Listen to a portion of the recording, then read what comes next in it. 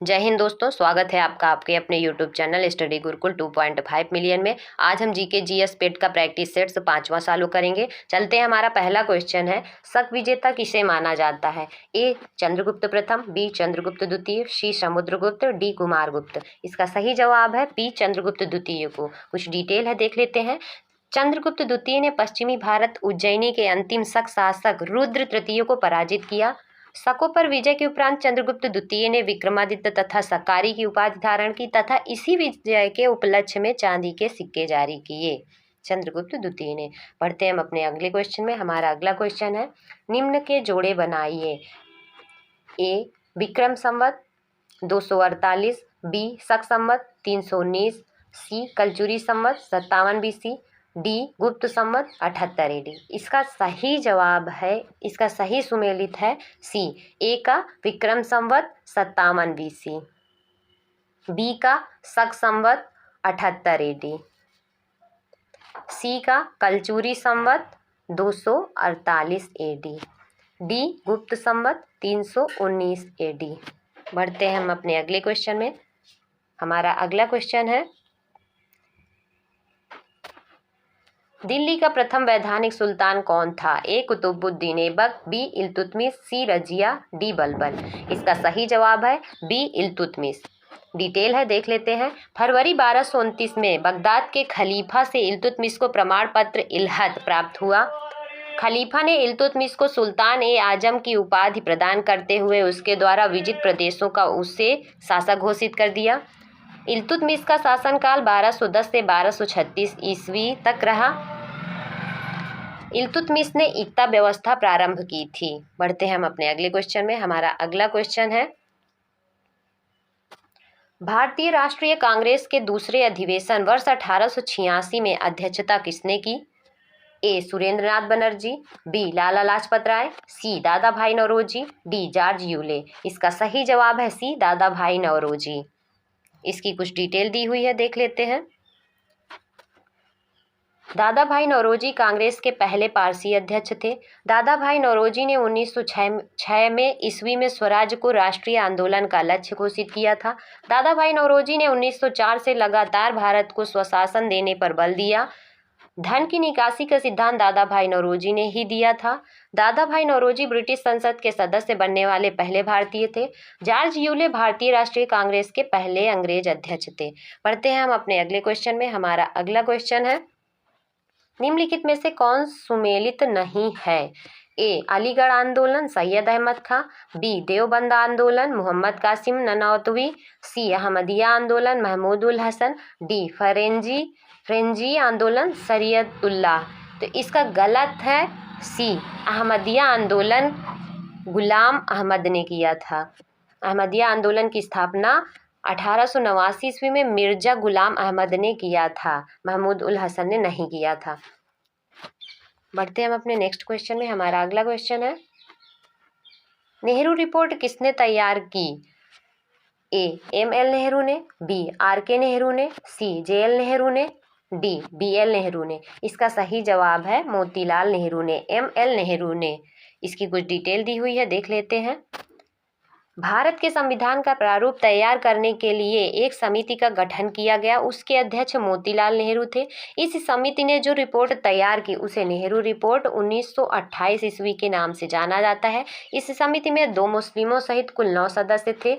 Nehru report में dominion status का लक्ष्य घोषित किया गया। बढ़ते हम अपने अगले क्वेश्चन में। हमारा अगला क्वेश्चन है, मध्य भारत से निकलकर यमुना में मिलने वाली नदी निम्नों में से कौन सी है? ए घाघरा, बी कोसी, सी गोमती, डी बेतवा। ऑप्शन उल्टा हो गए हैं। इसका सही जवाब है मध्य भारत से निकलकर यमुना में मिलने वाली नदी बेतवा है। बेतवा यमुना की सहायक नदी है जो मध्य प्रदेश के होशंगाबाद जिले में विंध्याचल पर्वत से निकलती है। हमीरपुर शहर के निकट यह यमुना के दाएं तट पर मिलती है। बढ़ते हैं हम अपने अगले क्वेश्चन में। हमारा अगला क्वेश्चन है, निम्नलिखित में से कौन सा राज्य भारत में सबसे अधिक मैग्नीज उत्पादित करता है? ए मध्य प्रदेश, बी उत्तर प्रदेश, सी आंध्र प्रदेश, डी उड़ीसा। इसका सही जवाब है मध्य प्रदेश। मैग्नीज लौह इस्पात उद्योग में एक प्रमुख कच्चे माल के रूप में प्रयुक्त होता है। यह धारवाड़ युग की अवसादी चट्टानों में पाया जाता है। मैग्नीज के उत्पादन में क्रमशः मध्य प्रदेश का प्रथम, महाराष्ट्र का दूसरा तथा उड़ीसा का तीसरा स्थान है। बढ़ते हम अपने अगले क्वेश्चन में। हमारा अगला क्वेश्चन है, जुलाई 2011 में घोषित जनसंख्या के आंकड़ों के अनुसार शहरी क्षेत्रों की तुलना में ग्रामीण क्षेत्रों में शिशु लिंगानुपात में कमी आई है। ए 5 गुना, बी 3 गुना, सी 4 गुना, डी गुना। इसका सही जवाब है सी 4 गुना। जनगणना 2011 के जनसंख्या के आंकड़ों के अनुसार शहरी क्षेत्रों की तुलना में ग्रामीण क्षेत्रों में शिशु लिंगानुपात में 4 गुनी कमी आई है। बढ़ते हम अपने अगले क्वेश्चन में। हमारा अगला क्वेश्चन है, मिबोर क्या है? भारतीय कॉल मनी मार्केट का केंद्र, बी जापानी कॉल मनी मार्केट का केंद्र, सी ऑस्ट्रेलियाई कॉल मनी मार्केट का केंद्र, डी उपरोक्त में से कोई नहीं। इसका सही जवाब है ए मिबोर भारतीय कॉल मनी मार्केट का केंद्र है। इसकी डिटेल है, देख लेते हैं। मिबोर वह ब्याज दर है जिस पर भारतीय अंतर बैंक बाजार में एक बैंक द्वारा अन्य बैंकों को अल्पावधि के लिए ऋण प्रदान किया जाता है। अगला है, इंग्लैंड में इसे लिबोर के नाम से जाना जाता है। बढ़ते हैं हम अपने अगले क्वेश्चन में। हमारा नेक्स्ट क्वेश्चन है, अप्रत्यक्ष कर की प्रकृति कैसी होती है? ए अधोगामी, बी प्रगतिशील, सी अनुपातिक, डी प्रतिगामी। इसका सही जवाब है डी प्रतिगामी। इसकी डिटेल है, देख लेते हैं। अप्रत्यक्ष करों में कर का भाग उपभोक्ता पर स्थानांतरित कर दिया जाता है। इसमें कर वहनकर्ता और कर वाहक अलग अलग होते हैं। इस कर के प्रावधानों का अमीर गरीब दोनों पर समान प्रभाव पड़ता है, इसलिए इसे प्रतिगामी कर के रूप में जाना जाता है। बढ़ते हम अपने अगले क्वेश्चन में। हमारा नेक्स्ट क्वेश्चन है, भारत में सर्वप्रथम फसल बीमा योजना का शुभारंभ हुआ। ए 1945 में, बी 1980 में, सी 1985 में, डी 1988 में। इसका सही जवाब है सी 1985 में।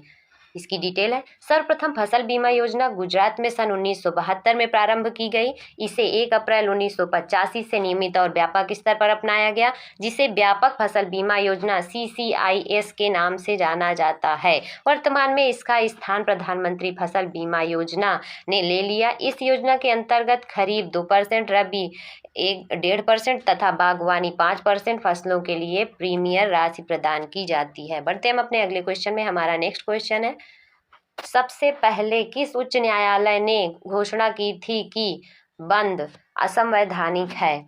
ए आंध्र प्रदेश, बी केरल, सी मध्य प्रदेश, डी उड़ीसा। इसका सही जवाब है बी केरल। इसकी डिटेल देख लेते हैं। भरत कुमार बनाम केरल राज्य मामले 1997 में केरल उच्च न्यायालय बंद को असंवैधानिक घोषित किया और निर्णय दिया कि बंद का अधिकार अनुच्छेद 19(1) का में वर्णित अभिव्यक्ति की स्वतंत्रता के अंतर्गत मौलिक अधिकार नहीं है। बढ़ते हम अपने अगले क्वेश्चन में। हमारा नेक्स्ट क्वेश्चन है, भारत के संविधान के अंतर्गत विषय तथा संबंधित सूची के विषय में निम्न युग्मों में से कौन एक सुमेलित नहीं है? विषय सूची, A1 समवर्ती सूची, बी शेयर बाजार समवर्ती सूची, सी डाकघर बचत बैंक संघीय सूची और डी लोक स्वास्थ्य राज्य सूची। इसमें गलत सुमेलित है बी शेयर बाजार। बाकी 1 समवर्ती सूची में है, डाकघर बचत बैंक संघीय सूची में है, लोक स्वास्थ्य राज्य सूची में है, गलत है शेयर बाजार समवर्ती सूची में। इसका सही है 1 समवर्ती सूची में सम्मिलित है, लोक स्वास्थ्य राज्य सूची में तथा शेयर बाजार एवं डाकघर शेयर बाजार एवं डाकघर बचत बैंक संघ सूची में है। तो यह समवर्ती सूची में नहीं है। बढ़ते हम अपने अगले क्वेश्चन में। हमारा नेक्स्ट क्वेश्चन है, निम्नलिखित में से कौन सा अधिकार भारतीय संविधान द्वारा प्रदत्त एक मौलिक अधिकार नहीं है? ए समता का अधिकार, बी स्वतंत्रता का अधिकार, सी संपत्ति का अधिकार, डी शोषण के विरुद्ध अधिकार। इसका सही जवाब है सी संपत्ति का अधिकार मौलिक अधिकार नहीं है। डिटेल है, देख लेते हैं।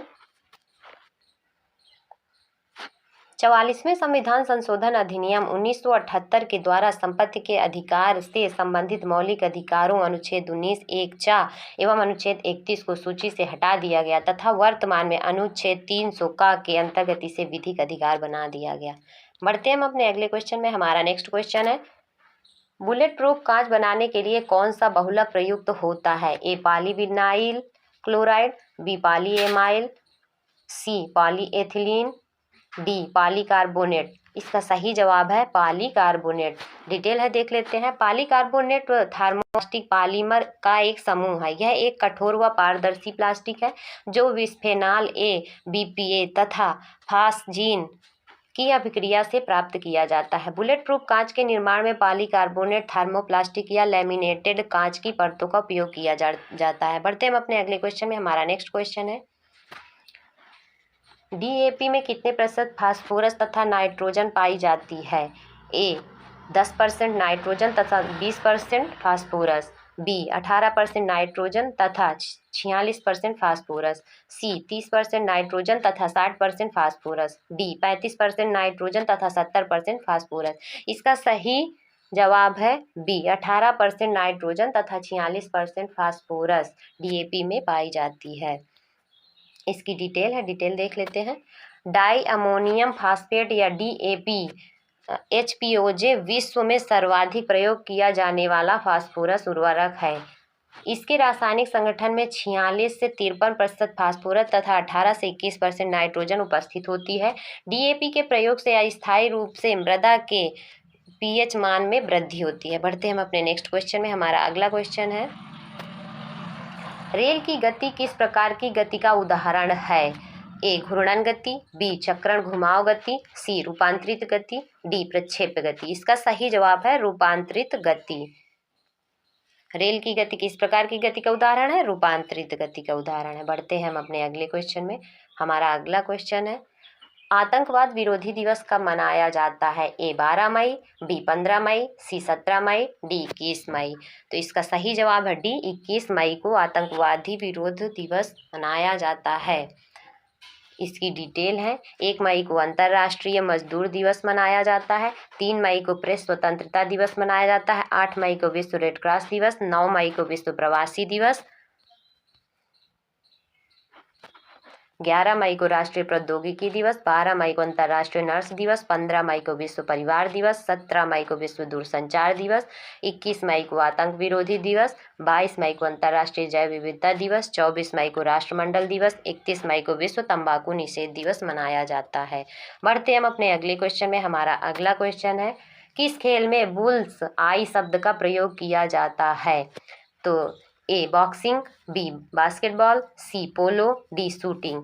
इसका सही जवाब है डी शूटिंग में बुल्स आई शब्द का प्रयोग किया जाता है। बढ़ते हम अपने अगले क्वेश्चन में। हमारा अगला क्वेश्चन है, पंच सिद्धांतिका के लेखक हैं? ए बराहमिहिर, बी दंडी, सी माघ, डी विशाखदत्त। इसका सही जवाब है ए वराहमिहिर पंच सिद्धांतिका के लेखक हैं। इसकी डिटेल देख लेते हैं। वराहमिहिर ने 3 महत्वपूर्ण ग्रंथ बृहज्जातक, बृहन संहिता और पंच सिद्धांतिका की रचना की। दंडी ने 10 कुमार चरित की रचना की थी। माघ ने शिशुपाल वध नामक केवल एक ही महाकाव्य लिखा। विशाखदत्त द्वारा मुद्रा राक्षस की रचना की थी। बढ़ते हैं हम अपने अगले क्वेश्चन में। हमारा अगला क्वेश्चन है, मैगीनाट रेखा किस देशों के मध्य स्थित है? ए इंग्लैंड और फ्रांस, बी कनाडा और अमेरिका, सी जर्मनी और पोलैंड, डी जर्मनी और फ्रांस। इसका सही जवाब है डी जर्मनी और फ्रांस। इसकी डिटेल देख लेते हैं। मैगीनाट रेखा फ्रांस द्वारा खींची गई जर्मनी और फ्रांस के बीच की सीमा रेखा है। यह रेखा कंक्रीट, लोहा इत्यादि से मिलकर बनी है। इसका निर्माण 1929 से 1938 के बीच किया गया था। बढ़ते हैं हम अपने अगले क्वेश्चन में। हमारा नेक्स्ट क्वेश्चन है, वृंदावन गार्डन स्थित है? ए मथुरा में, बी मनाली में, सी मैसूर में, डी मोहाली में। इसका सही जवाब है सी मैसूर में। बढ़ते हम अपने अगले क्वेश्चन में। हमारा नेक्स्ट क्वेश्चन है, निम्नलिखित में से किस राज्य की सीमा भूटान से नहीं लगती है? ए सिक्किम, बी मेघालय, सी पश्चिम बंगाल, डी अरुणाचल प्रदेश। इसका सही जवाब है बी मेघालय। मेघालय राज्य की सीमा भूटान से नहीं लगती है। पढ़ते हम अपने अगले क्वेश्चन में।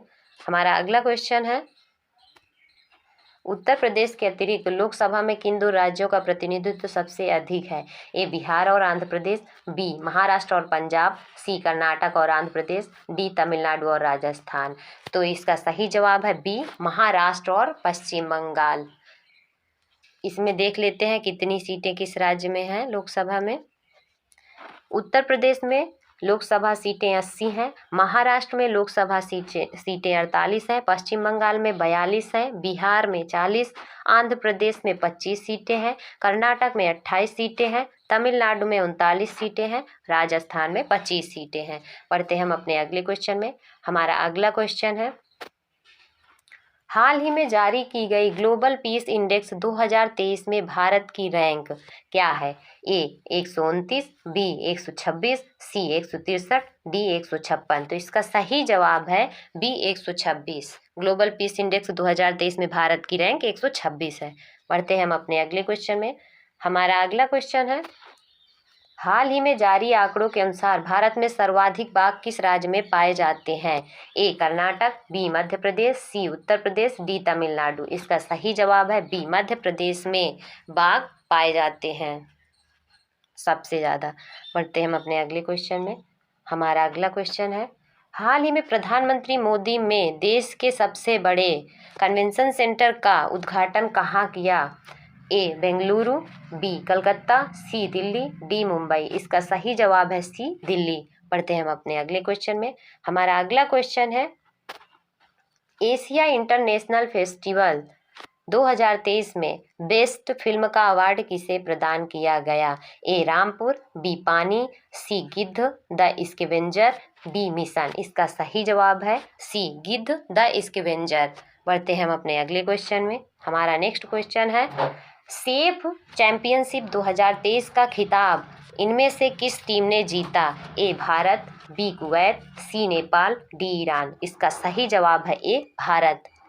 आज की क्लास हमारी यहीं पे समाप्त होती है। आपको कैसी लगी हमारी क्लास? ज़्यादा से ज़्यादा लाइक, शेयर, सब्सक्राइब करें और हमारे चैनल को सब्सक्राइब करना ना भूलें। धन्यवाद।